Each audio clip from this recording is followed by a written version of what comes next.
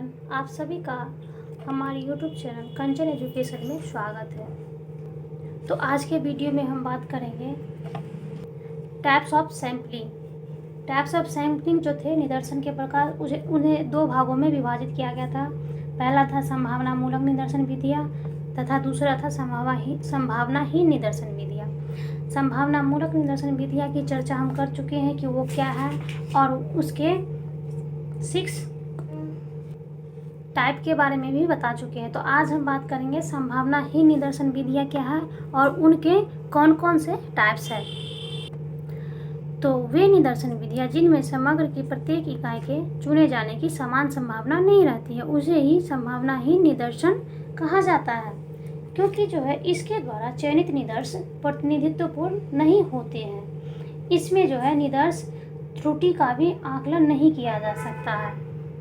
इसी क्रम में जोहोदा एवं अन्य ने लिखा है कि संभावनाहीन निदर्शन में संभावना ज्ञात करने की कोई विधि नहीं है कि प्रत्येक इकाई निदर्श में सम्मिलित हो सके और प्रत्येक इकाई का जो है निदर्श में सम्मिलित होने का कोई संभावना नहीं रहती है। इस क्रम में कहा जा सकता है कि इसके अंतर्गत वे विधियाँ आती हैं जिनमें किसी इकाई के चुने जाने की संभावना ना तो ज्ञात रहती है और ना ही उसकी गणना की जा सकती है। इस विधि में जो है यह भी नहीं कहा जा सकता है कि प्रत्येक इकाई के निदर्श में सम्मिलित होने की कुछ न कुछ संभावना अवश्य होती है। संभावनाहीन निदर्शन का उपयोग जो है जनसंख्या का व्यापक व असीम होने के कारण किया जाता है।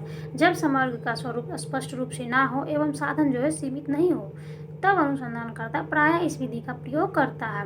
इस संदर्भ में जो है संभावनाहीन निदर्शन के प्रकारों की विशेष महत्वपूर्ण व निम्नलिखित रूप में समझा जा सकता है। फर्स्ट पॉइंट है सुविधाजनक निदर्शन। यह वह विधि है जिसमें अनुसंधानकर्ता को सुविधा से अध्ययन के लिए इकाइयाँ उपलब्ध हो जाती है, उसे ही सुविधाजनक निदर्शन कहा जाता है। यह त्वरित व कम खर्चीला होता है। उदाहरण के तौर पर देखा जा सकता है कि चुनाव के दौरान मीडिया वाले आम व्यक्तियों का साक्षात्कार कर निष्कर्ष देते हैं जिन्हें जनमत की अभिव्यक्ति समझा जाता है। ऐसे निदर्शनों में जो है प्रतिनिधित्व को अधिक महत्वपूर्ण नहीं माना जाता है। दूसरा पॉइंट है उद्देश्यात्मक निदर्शन। इस विधि में अनुसंधानकर्ता उद्देश्यपूर्वक उन व्यक्तियों का निदर्श के रूप में चुनाव करता है जिसे वह अनुसंधान के लिए उपयुक्त व सार्थक समझता है तथा जो आसानी से उपलब्ध हो जाता है। दूसरा पॉइंट है कोटा निदर्शन। कोटा निदर्शन में समग्र को कुछ विशेषताओं के आधार पर विभिन्न स्तरों या वर्गों में बांट दिया जाता है। यह एक सरल एवं सुविधापूर्ण विधि है, लेकिन इसमें व्यक्तिगत पक्षपात की संभावनाएं विशेष रूप से रहती है तथा निदर्शन जो है त्रुटि की गणना संभव नहीं है। इसमें जो है ज़्यादातर अनुसंधानकर्ता अपनी रुचि एवं आवश्यकता के अनुसार जो है प्रत्येक वर्ष से निर्धारित कोटा के अनुसार जो है इकाइयों का चयन करता है, इसलिए इसे कोटा निदर्शन कहा जाता है। तीसरा नंबर 4 है स्वयं चयनित निदर्शन। इस विधि में अनुसंधानकर्ता को निदर्श के रूप में इकाइयों का चयन नहीं करना पड़ता है, बल्कि संबंधित व्यक्ति स्वयं निदर्श का जो है हिस्सा बनते हैं। जैसे कि किसी संस्था या किसी भी खास कार्यक्रम का पता लगाना हो तो उसे कितने लोगों द्वारा पसंद किया जा रहा है, तो यह घोषणा करवा सकती है कि लोग अपनी पसंद की बात जो है मोबाइल पर भेजेंगे और उनके नामों की घोषणा जो है टेलीविज़न पर की जाएगी। ऐसी अवस्था में जो लोग अपनी राय भेजते हैं वो जो है निदर्श बन जाते हैं।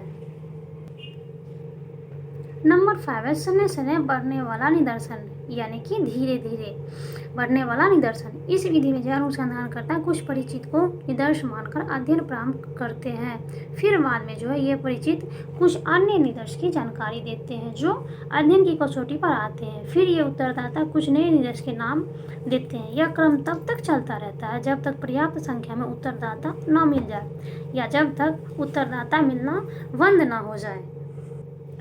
जैसे कि विश्वविद्यालय शिक्षकों में जो है नशाखोरी के मामलों के अध्ययन में अनुसंधानकर्ता पहले उन्हें निदर्श के रूप में ले सकता है जिन्हें वह जानता है, जो बाद में कुछ नाम और दे सकते हैं और ये फिर और नाम दे सकते हैं। इस प्रकार जो है निदर्शन समय समय बढ़ता चला जाता है। नंबर 6 है खंड निदर्शन। इस विधि के अंतर्गत अनुसंधानकर्ता की पहुंच के अंदर समग्र का जो अंश या खंड होता है और जो उससे सहयोग के लिए तत्पर होते हैं उन्हें निदर्श के रूप में चयन किया जाता है। इस क्रम में W.E. डेमिंग ने लिखा है कि समग्र से कुछ सुविधाजनक अंश का निदर्श के रूप में चयन जो है खंड निदर्शन कहलाता है। तो अब हम जानेंगे संभावनाहीन निदर्शन विधियाँ क्या थी और उनके कितने टाइप्स थे, उसकी जिसकी चर्चा हमने आज के वीडियो में की है। और अब हम जानेंगे कि उसे क्या निष्कर्ष निकलकर सामने आया है। तो उपर्युक्त तथ्यों से स्पष्ट होता है कि निदर्शन के विभिन्न प्रकार प्रचलित है। अनुसंधानकर्ता समग्र की प्रकृति, अनुसंधान के उद्देश्य, आवश्यकता, साधन व रुचि के आधार पर जो है निर्णय लेता है कि किस रूप का उपयोग किया जाए। इनमें कुछ संभावना के सिद्धांत पर आधारित है तो कुछ संभावना को गौण कर दिया जाता है। इसमें जो है अनुसंधानकर्ता की सूझबूझ व विवेक निदर्श के चयन का आधार भी बनता है। तो आज हमने बात की निदर्शन के टाइप के कि वो क्या है और कितने प्रकार के होते हैं। इस तरीके से हमें निदर्शन के टाइप्स की जानकारी मिली और इस रूप में भी जानने का प्रयास किया गया है कि सोशल रिसर्च में सैम्पलिंग मेथड कितना महत्वपूर्ण होता है, जो शोध को महत्वपूर्ण एवं वैज्ञानिक बना देता है।